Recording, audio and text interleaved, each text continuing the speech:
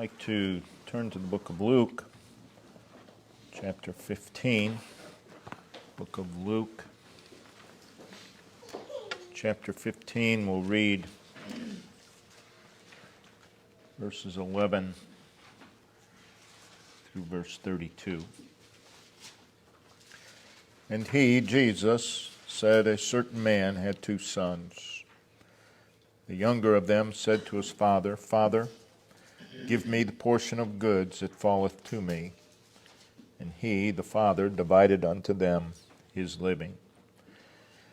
Not many days after, the younger son gathered all together, and took his journey into a far country, and there wasted his substance with riotous living. And when he had spent all, there arose a mighty famine in that land, and he began to be in want. And he went and joined himself to a citizen of that country, and he sent him into his fields to feed swine. And he would fain have filled his belly with the husk that the swine did eat, and no man gave unto him. When he came to himself, he said, How many hired servants of my father's have bread enough and to spare, and I perish with hunger? I will arise and go to my father, and will say unto him, Father, I have sinned against heaven and before thee. No more worthy to be called thy son. Make me as one of thy hired servants.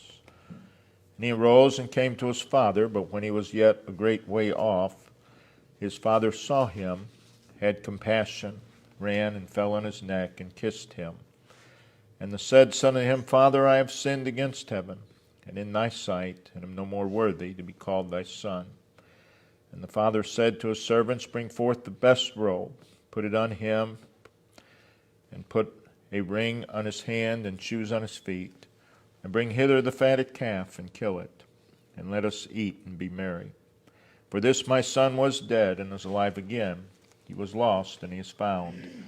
And they began to be merry. Now his elder son was in the field, and as he came and drew nigh to the house, he heard music and dancing. And he called one of the servants, and asked what these things meant. He said unto him, Thy brother is come, and thy father hath killed the fatted calf, because he hath received him safe and sound. And he was angry, and would not go in. Therefore came his father out, and entreated him. And he answering said to his father, Lo, these many years do I serve thee, neither transgressed I at any time thy commandment. And yet thou never gavest me a kid, that I might make merry with my friends. But as soon as this thy son was come, which hath devoured thy living with harlots, thou hast killed for him the fatted calf. And he said unto him, Son, thou art ever with me, and all that I have is thine. It was meet or fitting that we should make merry and be glad. For this thy brother was dead, and is alive again, and was lost, and is found. Our text opens verse 11. A certain man had two sons. And what follows has become known in Christendom as the parable of the prodigal son. And it's important to know that that's not the name that the Word of God gives it, but it has come to be known as such. And such is a serious misnaming of the parable. Again, a certain man had two sons. A better name for the parable would be the parable of two sons, rather than the parable of the prodigal. A certain man had two sons. And then verse 12 begins, and the younger of them, that is of the two, and then we are told of the younger son in verses 12 through verse 24. Coming to verse 25, we read, Now his elder son, that would be the other son. And then we're told of this elder son in verses 25 through verse 32. In this message, we will concern ourselves with verses 11 through 24, which is the story of the younger son. And again, widely known as the parable of the prodigal son. The word prodigal conveys the idea of waste. And though the word prodigal does not appear, there is the idea of waste. It's conveyed in that word lost. We see it in verse 4, we see it in verse 6, we see it in verse 9, verse 24, and verse 32. There's also the word wasted in verse 13. So as we come to verses 11 through 24, there's a wide range of application, both to the unsaved and to the saved. But in this message, we want to make the application to the child of God. Our subject is beware of being prodigal, the younger son. Beware of being prodigal, the younger son. Before we look at this younger son, we want to look at the arrangement of the chapter. The occasion of our text and the entire chapter goes back to verses 1 and 2. Then drew near unto him, that is Christ, all the publicans and sinners, the reason to hear him. And the Pharisees and scribes murmured, saying, This man receiveth sinners, and eateth with them. And then we read in verse 3, And he spake this parable. So this is verses 1 and 2 are the occasion of the parable. And it also provides the emphasis of the parable. It provides us with the central lesson of the entire chapter. Again, in verse 1, we see publicans and sinners drawing near unto Christ to hear him. In verse 2, we have the reaction of the Pharisees, of these sinners drawing near to Christ. They are disgusted, they are upset, they are complaining that Jesus had received and welcomed sinners. Again, this becomes the occasion of everything that follows from verses 4 through verse 32. So, following what is said in verse 1 and 2, again we read verse 3, And he, Jesus, spake this parable unto them. Who's the them? The Pharisees and scribes, who were murmuring about Christ receiving sinners. So this is who the parable is being addressed to. So what prompted Christ to speak, verses 4 through 32, is verses 1 and 2. And what follows in verses 4 through 32, again, is commonly viewed as three parables, with verses 4 through 7 viewed as what has become known as the parable of the lost sheep, verses 8 through 10 as what has become known as the parable of the lost coin, and then verses 11 through 32, what has become known as the parable of the prodigal son. But perhaps what we have here is one parable with different parabolic divisions. Again, verse 3, He spake this parable, singular, unto them. Now, there is a pattern laid out when Jesus spoke multiple parables on a single occasion. For example, Matthew 13, if we turn over there, Matthew 13, in verse 3, we read, And he spake many things unto them in parables, plural. It's singular in Luke 15. And then what follows, of course, is the parable of the sower. And then in verse 24 has introduction to another parable. Notice what it says, another parable put he forth unto them saying.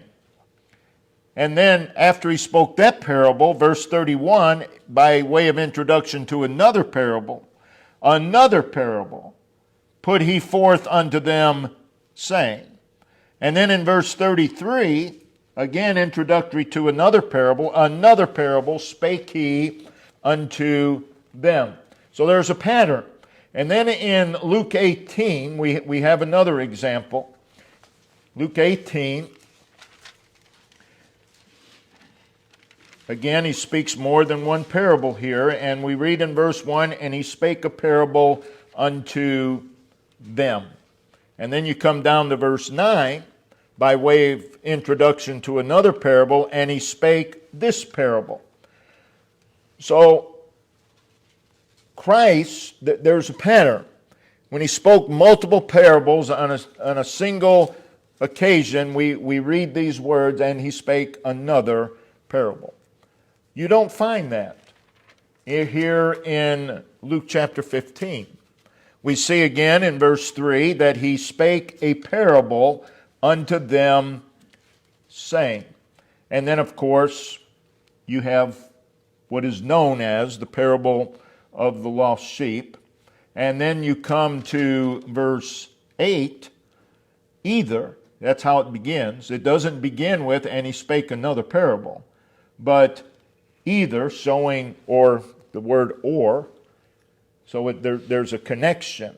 And then you come down to verse 11, and he said a certain man had two sons. Again, it doesn't say, and he spoke another parable. That's the pattern, but that's not the pattern here in Luke 15. So I believe it's probably one parable here in Luke 15. You say, well, why does it matter? Well, it really doesn't. But I just wanted to point it out. Now, without a doubt, Luke 15 can be studied, has three separate parables. In fact, you can make an argument of four parables, dividing the younger son and the elder son. And they can be viewed that way without doing any harm whatsoever to Scripture.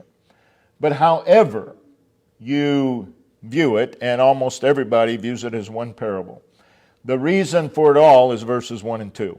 That you cannot get away from. That you must not forget. And what happened in verse 1 and 2, again, is the complaint that Jesus received and welcomed sinners. So verses 4 through 32 is the response of Jesus to the attitude of the scribes and Pharisees concerning the reception of sinners by himself. So whether you view it as one parable with multiple parabolic parts or three parables, the context goes back to verses 1 and 2. And there is a twofold purpose in verses 4 through 32.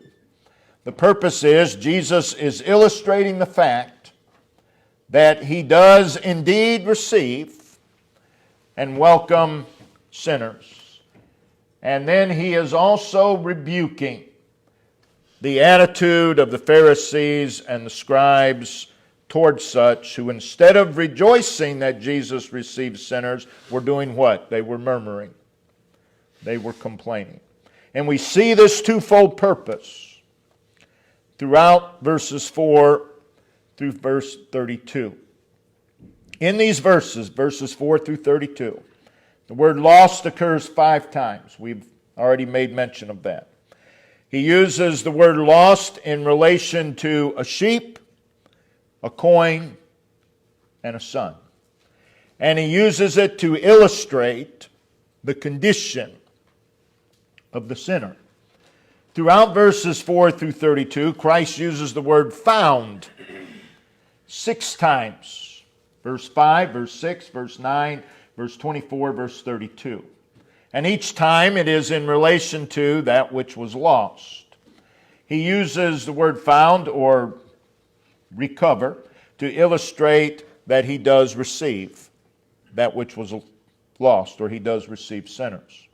He uses the word rejoicing, rejoice, joy, merry, 7 times, and it's in relation to the fact that the lost was found.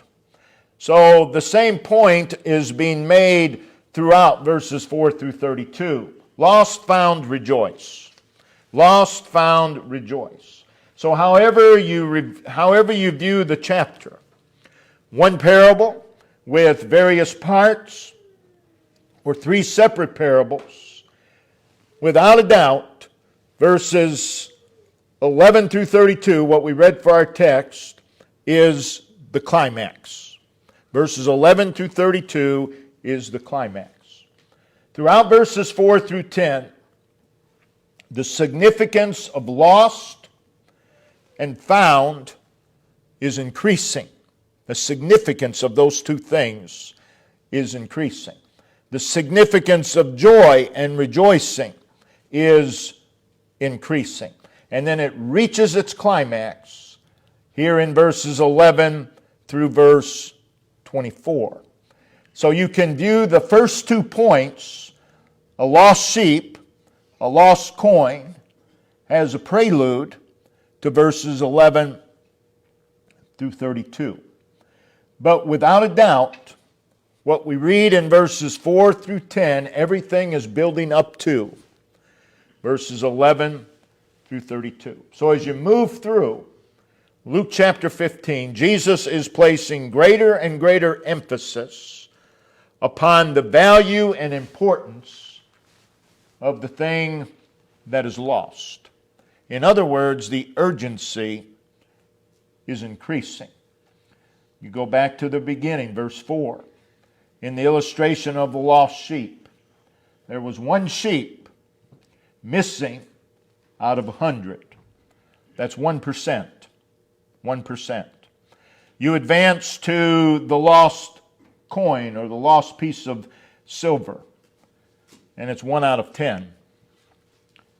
1 out of 10. So now it's up to 10% concerning that which is lost. And then you enter verse 11 through 24, and it's a lost son. And it's 1 son out of 2.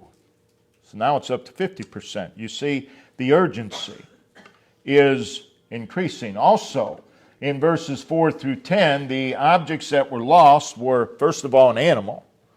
And then next would be the material. So you have lost sheep, lost silver, but beginning with verse 11, it's the loss of a human.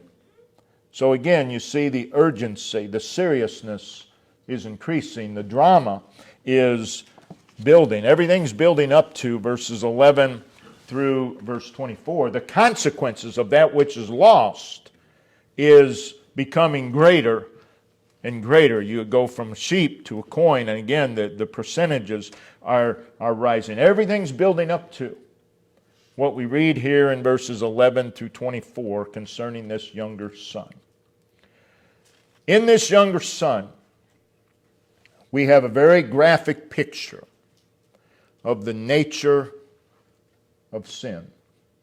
We have a picture of an individual away from God. In this younger son, we have a warning. It is, beware of becoming this younger son. Now in verses 11 through 24, there are 2 main characters, the father and the son. The son would represent the publicans and sinners of verses 1 and 2. And the father, of course, representing Christ, the one who is receiving the sinners. So let's look at this younger son, and we view him as a life lived away from God. The first phase involves an attitude. Verse 11, a certain man had 2 sons. And then in verse 12, Jesus draws our attention to the youngest of these 2 sons. And the younger of them said to his father. Now hear what he said. Father, give me the portion of goods that falleth to me. The younger son was demanding his inheritance, which according to the Old Testament would have been 1/3. The older son would receive 2/3. So for a son to request his inheritance early, in that culture was like saying, Dad, you're in the way of my plans. I have plans and you're in the way. I want my freedom. I want out. Because I have other plans that don't involve you. Now that is the mindset of the unsaved individual. But sadly, it is the mindset of the saved individual moving away from God. They have plans, but the plans do not include God. That's pretty serious. That's pretty dangerous. So this is also the mindset of many saved people, or those who profess salvation. This didn't just happen out of the blue. This younger son didn't just get up one morning and decide that he wanted his inheritance. He's been thinking of this for a while. And people don't just leave out of the blue. It's been in their thoughts. It's been an attitude has been developing. Somewhere along the line, this younger son had become discontent and had become dissatisfied in heart and mind of life with his father. Somewhere along the line, the younger son had become disgruntled with the ways of his father. Somewhere along the line, this younger son stopped enjoying the father's company. Somewhere along the line, this younger son began to think that, you know what, life would be better away from home. Life would be better away from the father. People don't leave for that which is worse. If people leave, they leave because they think it's going to be better somewhere else.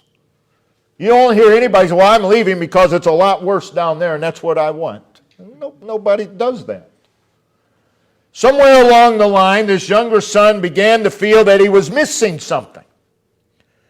That, you know what, I think there's more to life outside of life with my father. There's more out there.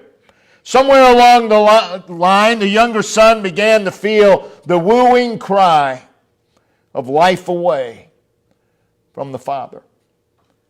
Beware. Beware of becoming the younger son. It begins with an attitude. It begins with a thought process.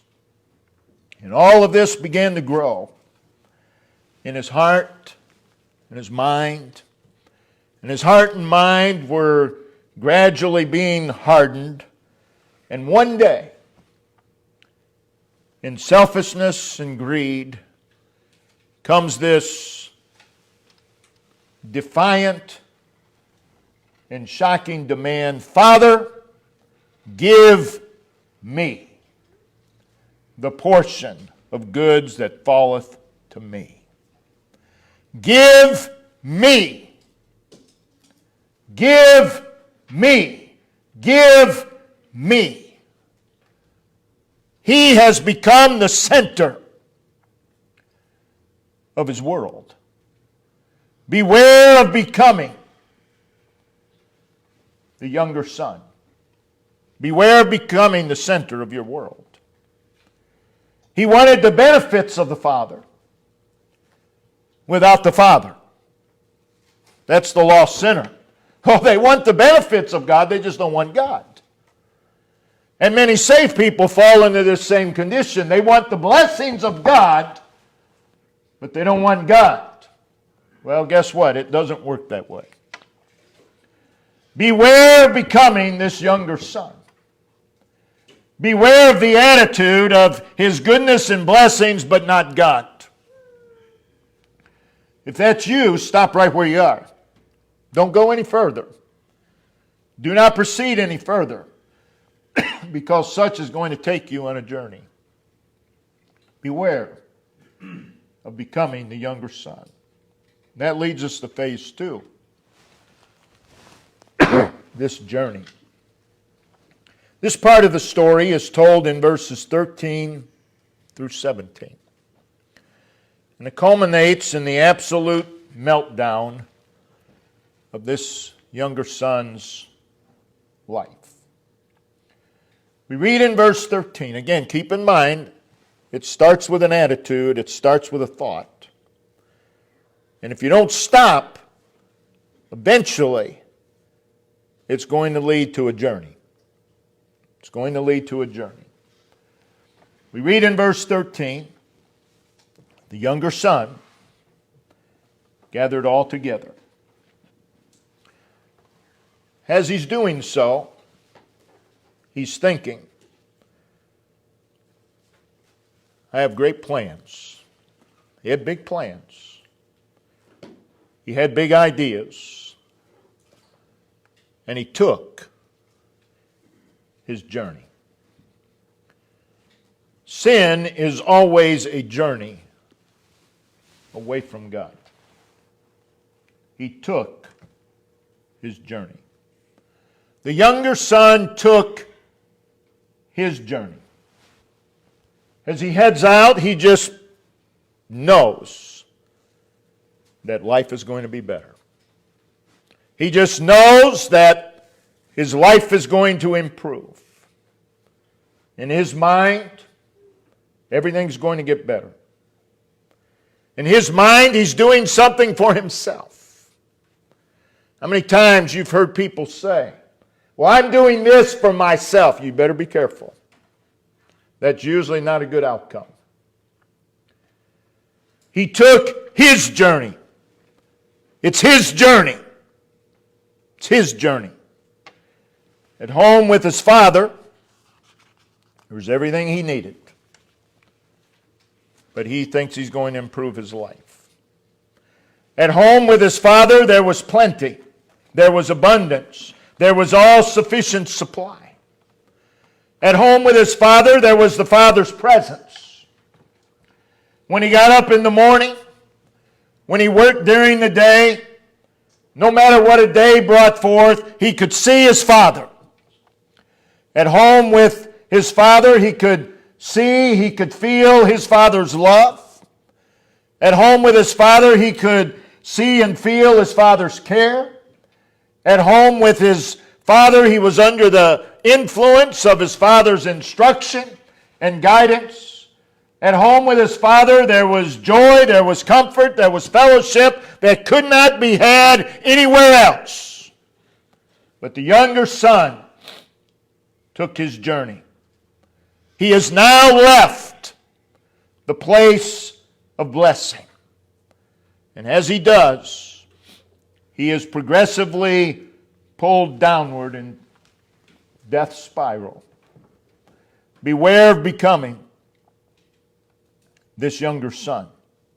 Again, notice that it is his journey. What terribly sad words. He has now left his father. He thinks he has it all planned out. He thinks he has excellent plans and ideas. As he leaves, he's excited. As he leaves, he's filled with expectation. He's expecting great success. He's expecting a better life. And he thinks his father is in the way of this better life. Beware of ever thinking that God is in your way. That God is in your way of a better life. The best life you can live is with God. Beware of becoming this younger son. So look at him. He has agreed for the base things of the world. And the younger son gathered all together and took his journey, thinking life's going to be better. Oh, I'm going to be happier. I'm going to be happier away from my Father. Again, if that is you, stop right where you are. You need to stop right there. Don't go any further. Because it's never better away from God. It's never better for you. It's never better for your family. I've had people tell me, I'm doing this for my family. Really? It's never better for your family away from God. The younger son took his journey. Over here is his father. But look at this younger son. He's not going this way. He's going this way. He's going away from his father. This journey took him into a far country. You move away from God, it's going to take you somewhere. And where it takes you is not going to be good. Read the sad and tragic words, verse 13. He took his journey into a far or distant country. Keep in mind, the far country is a thought before it's a place. It's a thought before it's a place. And he took his journey into a far country.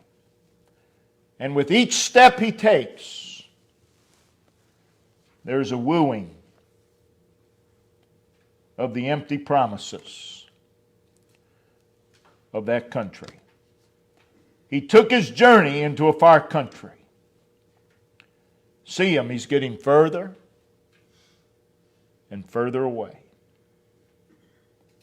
He was getting further and further away in his thoughts, and now he's getting further and further away in actual presence.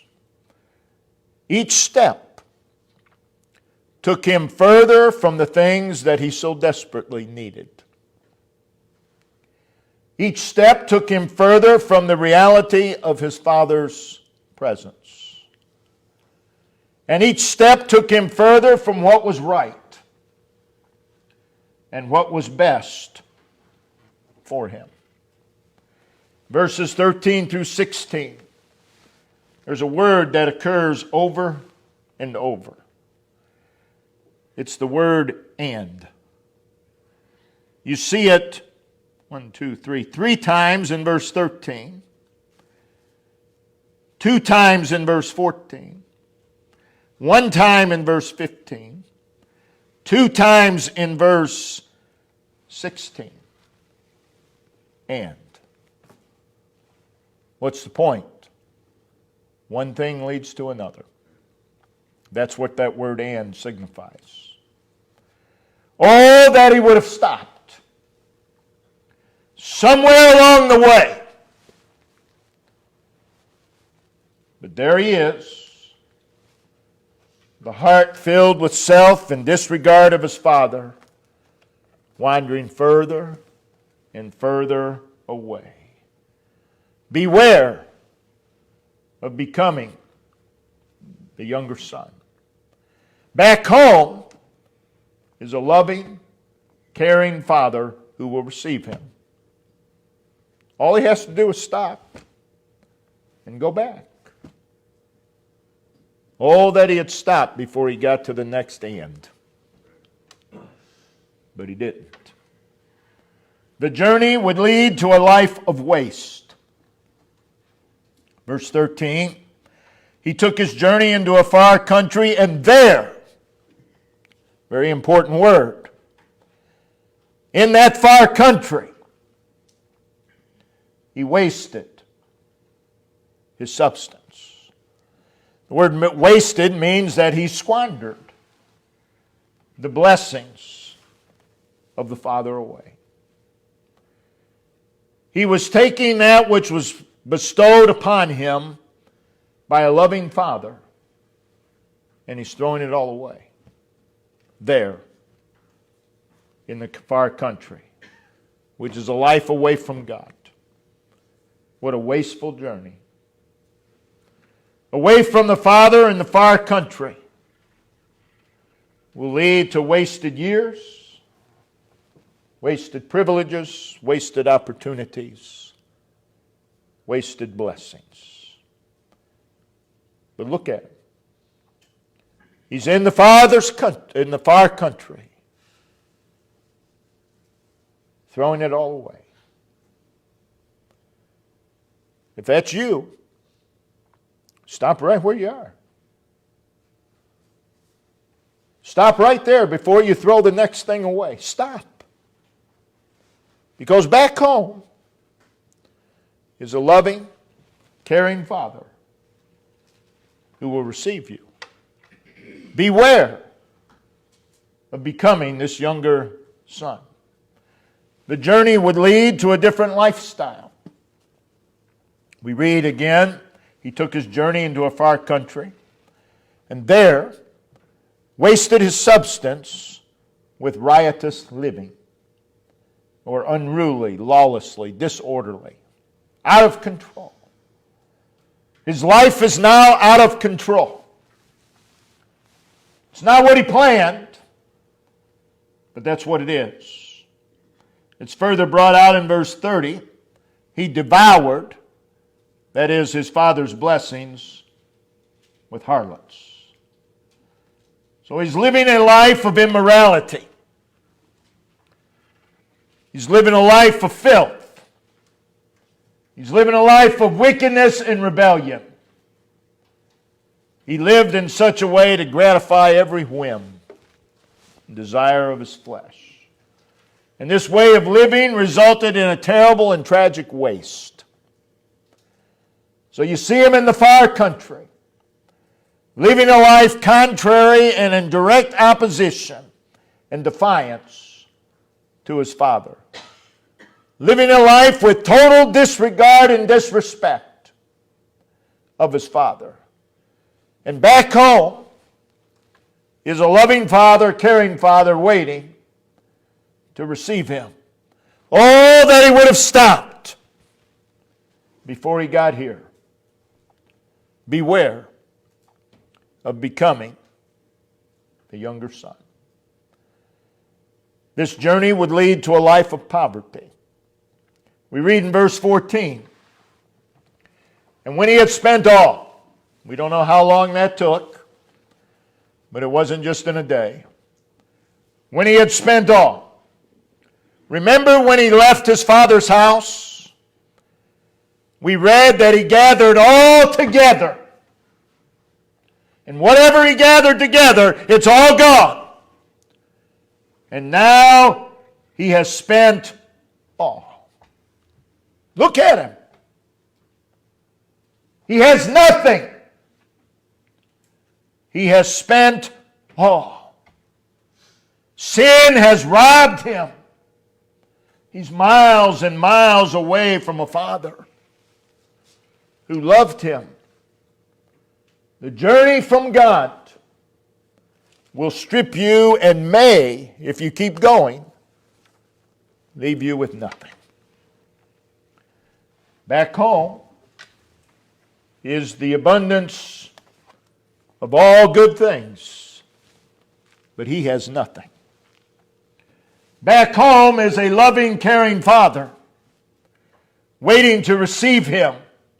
All that he would have stopped before he got here, but he didn't. Beware of becoming the younger son. So he has nothing. But the journey took him into a famine. We read in verse 14, and when he had spent all, there arose a mighty famine in that land. In what land? The far country. Now notice the order. The word and when he had spent all. After he had spent all, there arose a mighty famine. The famine didn't come first. The famine came after he spent all. This is why you'll hear the lost sinner say, oh, I've got such bad luck. It has nothing to do with luck. Or you'll hear this, nothing's working out. No, it's not going to. You've left the Father. You've left God. Things are not going to work out.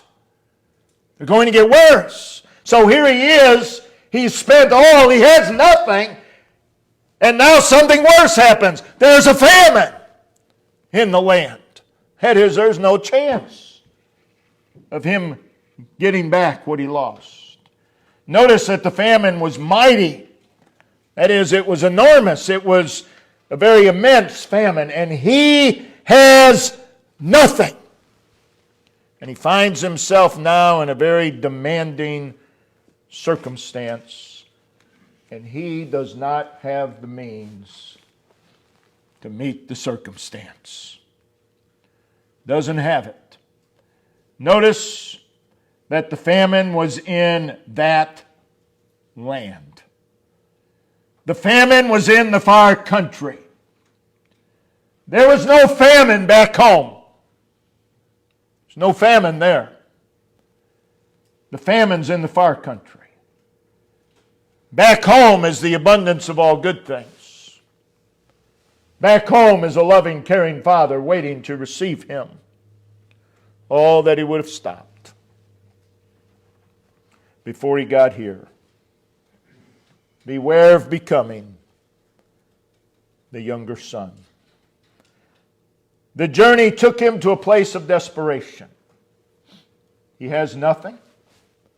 There's famine throughout the land. As a result of the fact that he spent all, as a result of the fact of the famine, it next says he began to be in want. That is, there was the absence of everything that he needed. Everything's gone. Now he's in a state of desperation. He's in a state of great distress and anguish and even hopelessness. Back home, there's plenty there. There's comfort there. There's rest there. There's happiness there. There's a loving, caring Father waiting to receive him.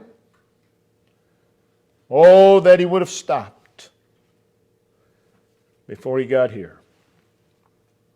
But he didn't. Beware of becoming the younger son. And notice the next thing. The journey brought bondage. Away from his father. Out of fellowship with his father. Desperation and anguish filling his soul. And where does he turn? Verse 15. And he joined himself with a citizen of that country. This is pitiful. But oh, it's so true. I've seen it over and over and over and over again.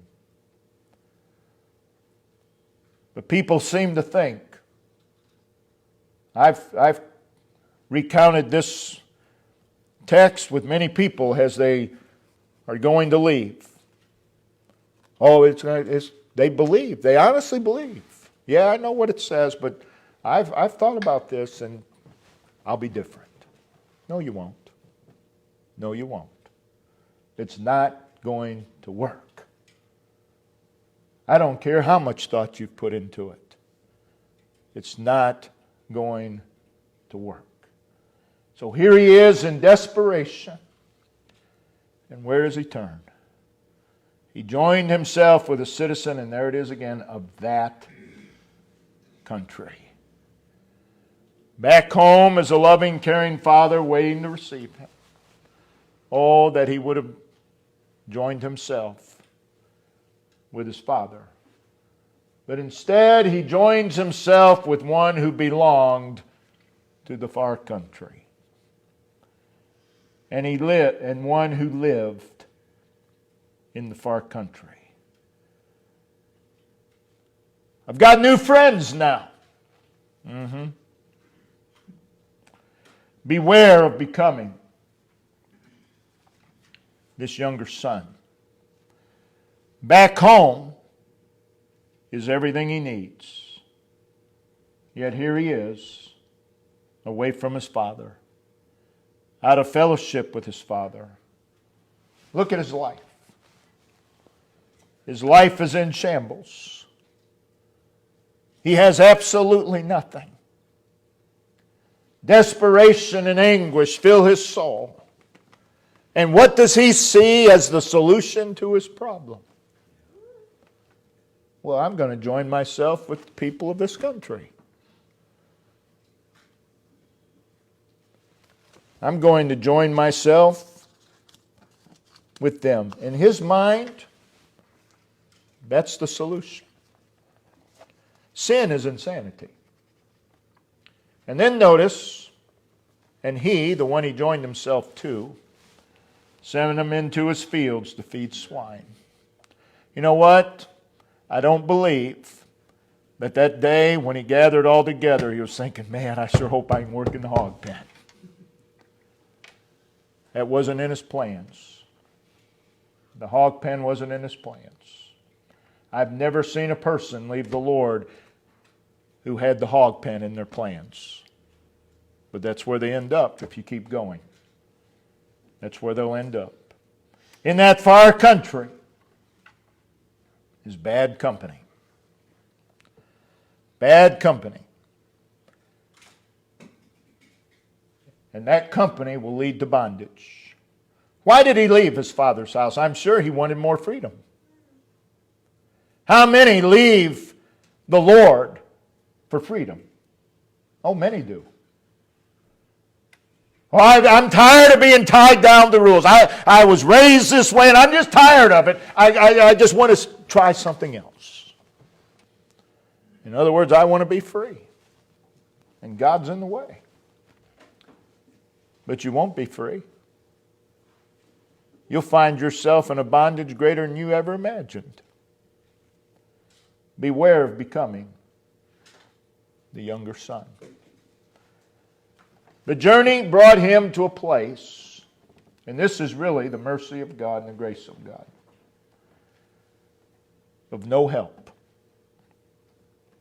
or relief. Notice verse 16.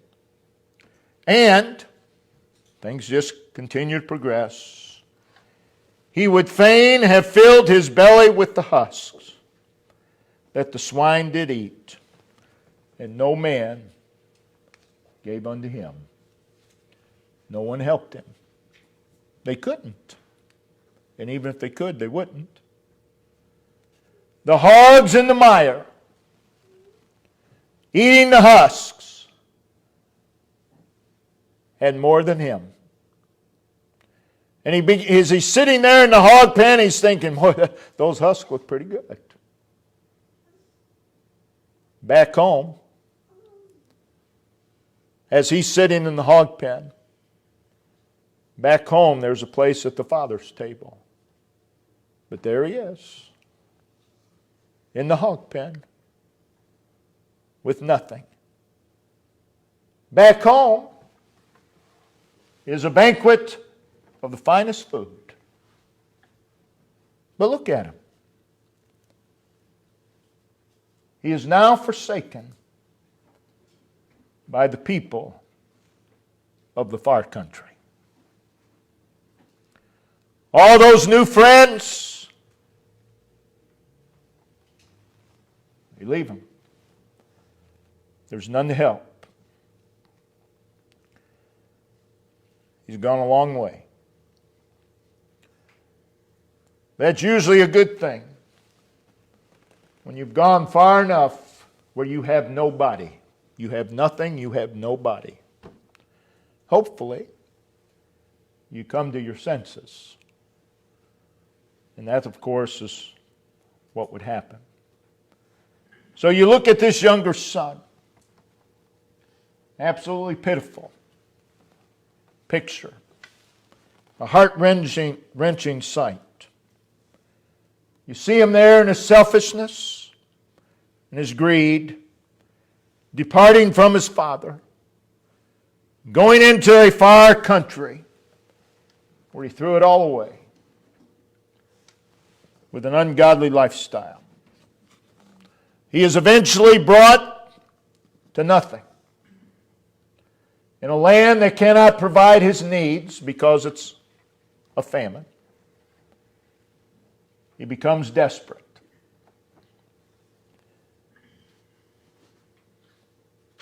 And he joins himself, makes new friends.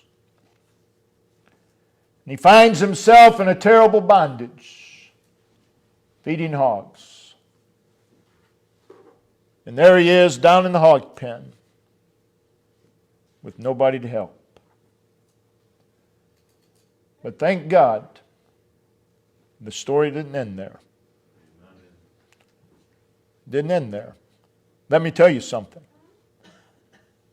You take this journey, your story may end there. You have no guarantees it won't end there. But for this young man, the story did not end there. Notice verse 20. And he arose and came to his father. Oh, that he would have done that earlier. Oh, that he would have done that when he began to have these thoughts. He would have saved himself a lot of trouble. Oh, that he would have done that somewhere along the journey before he got to the next end. But eventually he comes to his senses. He came to his father. The father saw the son in the distance coming home empty-handed. Coming home with nothing, just like Naomi. She went out full, but she came home empty. So it was with this younger son. He gathered all together. He went out full, but he comes home empty-handed. The father, anxious to receive his son, runs toward him. He hugged and kissed him, showing him great affection. Collapsed on his son in a massive hug, buried his head in his neck, the neck of his son, and welcomed him home. Back home, there was friendship. Back home was love. Back home was forgiveness. Back home was restoration. Back home was reconciliation. Notice verse 24. This is the father speaking. For this my son was dead and is alive again. He was lost and is found. He's back home. He's back home. And if you're anywhere on that journey, wherever it might be, stop right where you are and think of back home. But here's what people do. They begin to blame somebody else. It's not their fault they left home. It's not their fault they left God. It's brother so-and-so's fault. It's sister so-and-so's fault. It's the pastor's fault. No, it's your fault. It's no one else's fault. You'll never come back home until you realize, I did this. I did this. And now there he is back home. And what does that teach us? This man receiveth sinners. And they rejoiced. What were the Pharisees and scribes doing? They were murmuring and complaining. It was a rebuke. to these Pharisees and these scribes. But now, he's back home. None of us have to be this younger son. Wherever you are, whether you're just thinking it, you better stop. You better stop. Someone will say, well, it doesn't hurt to think about it. Oh, yes, it does. Yes, it does. Because a thought will eventually become an action. Stop right where you are. Because there's a Father who will forgive you your sinful thoughts, your rebellious thoughts. Stop right where you are and draw to Him. Perhaps you've taken the early steps of leaving. You better stop. Stop where you are. And you can. And you can go back home. You can go back home. I've seen people leave the truth, and they will even complain and say, Brother Dan, there's just no churches. I'm looking, and there's nobody out there that teaches truth. Well, you know one that does. All you got to do is come back. But sin is insanity. They don't think right. They don't think right. And their thinking just leads them further and further and further away. Beware of becoming the younger son. Don't ever think that you're beyond becoming the younger son. None of us are. We can all end up in the hog pen. God help us. God help us. Song leader would come and we'll stand and sing a verse of song.